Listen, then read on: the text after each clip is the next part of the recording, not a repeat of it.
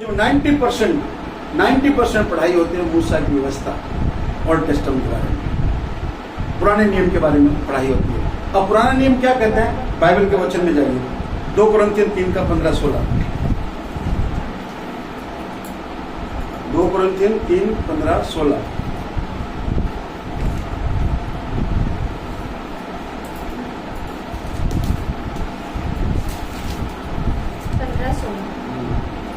आज तक जब कभी मूसा की पुस्तक पढ़ी जाती है तो उनके हृदय पर पर्दा पड़ा रहता है, परंतु जब कभी उनका हृदय प्रभु की ओर फिरेगा तब वह पर्दा उठ जाएगा।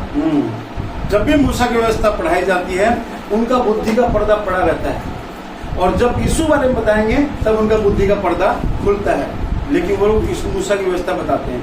तो आज का विषय है वचन का सही उपयोग। उसके लिए बेस्ट एग्जाम्पल यीशु का मिनिस्ट्री को बताऊंगा। यीशु की कोरिले, यीशु कहने का प्रसार कोई से, यीशु कहने का वाक्य प्रयोग कोई से, एक उदाहरण सब लगे। यीशु की कोरिले, यीशु उद्धार करता, सबको उद्धार देना है, लेकिन सबको उद्धार देने आया हूं ये नहीं बताया। क्यों नहीं बताया? जीसस ने जो व्यक्ति की जो अवस्था है उसी अवस्था के अनुसार बताया। वचन का सही उपयोग क्या, जो जिसकी अवस्था है, जिस अवस्था में समझ पाए। क्योंकि उद्धार का मतलब, उद्धार कौन समझ सकता है? उद्धार कुने बुझी लागे, कौन मानो उद्धार प्रयोजन बुझी पारे, कौन मानो बुझी पारे, आइडिया कुने मानो बुझी वो उद्धार कारण कार आशा हो जो उद्धार पाव लागे कौन? यस, जेते पापो तो आम्ही गम पाम, आम्ही पापी आसू, কিন্তু মানুষ তো পাপি বলে গম না পায়। তো উদ্ধার কথা নকয় যিশু কি কৈছে যেনেকৈ অৱস্থা আছে তেনেকৈ কাম কৰিছে।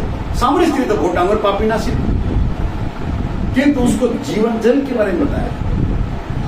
उसकी अवस्था यही थी कि उसको जीवन जल के बारे में बताया, क्योंकि वो जल का महत्व समझती थी। बहुत दूर पूरा पानी भर्ती कर आईएस में उसको जल की भाषा ज्यादा समझ में आता है, इसलिए यीशु ने ये कहा कि मैं जीवन जल हूं, मैं ये नहीं कहा कि उद्धार करता हूं। बहुत अद्भुत बात है। जो व्यक्ति जिस अवस्था में है उसी भाषा में उसको समझाया कि उसके पास जीवन जल है, क्योंकि उस औरत की वही अवस्था थी। ओके, और उस जल को महत्व समझती थी, जल का क्या इंपॉर्टेंट है वो समझ गई। तो जीसस ने कहा कि जब तुम इस जल को समझ रही हो तो मेरे पास वो जल है जो कभी तुम प्यासी नहीं रहोगी। इसका मतलब प्यासी नहीं होता, इसका मतलब उद्धार मिल गया तुमको। उद्धार को किस तरह से समझाया? हमें रट्टा मार के जैसे बोलते हैं, थियोलॉजी में जो रट्टा मार के बता देते हैं वैसे नहीं बताया उसने। अब देखिए, इसलिए यीशु ने जीवन जल का प्रचार किया, और जीवन जल की बात सामरी स्त्री बाहर काकू कुआ नहीं, किसी को नहीं बोला। ना पीटर, वो मछली पकड़ता था, उसका प्रोफेशन था मछली पकड़ना। वो गंवार टाइप का आदमी था, ज्यादा बुद्धि नहीं था उसको। तो जीसस ने उसकी भाषा में बोला, अरे क्या मछली पकड़ते हो, चलो इंसान पकड़ो, मनुष्य को पकड़ो, मनुष्य को प्रचार करो। मतलब डायरेक्ट नहीं बोल के मनुष्य को पकड़ो, ये पकड़ने का काम बताया। जिस काम को जानता है उसकी अवस्था ऐसी कि कुछ पकड़ना जानता है, कैसे पकड़ा जाता है, कैसे जाल बिछाया जाता है, तो उसी तरह से बताया कि मनुष्य को तुम पकड़ो। पीटर को उसी की भाषा में उसने समझाया।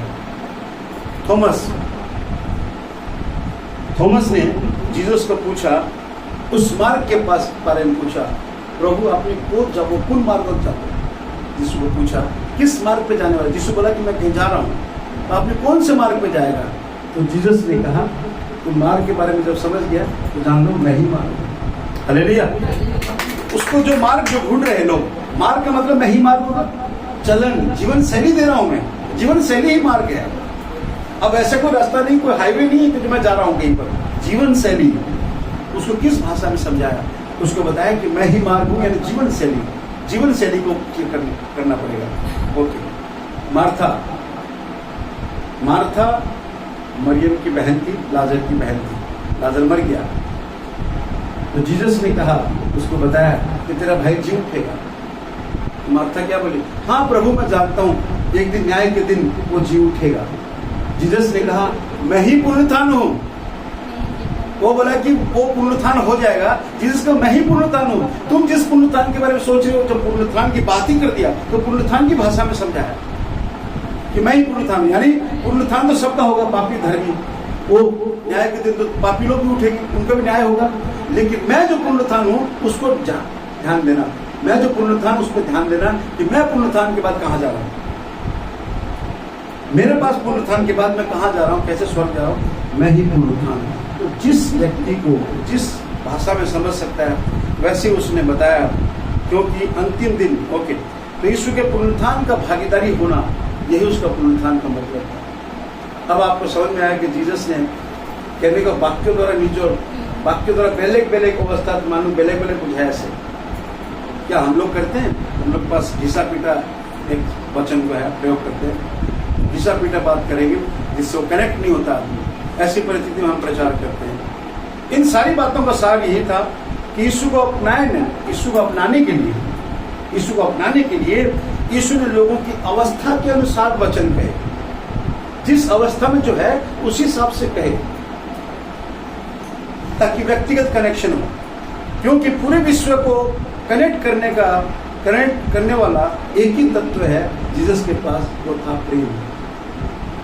क्या था? प्रेम।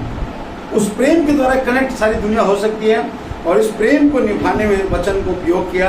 यूहन्ना 15:12 में कहा कि सबसे बड़ी आज्ञा मैं देता हूं कि जो प्रेम तुम्हें मुझसे मिला है वही प्रेम दूसरों को दो। हालेलुया। जो प्रेम मुझे मिला है, अब हम गौर करेंगे जो आदमी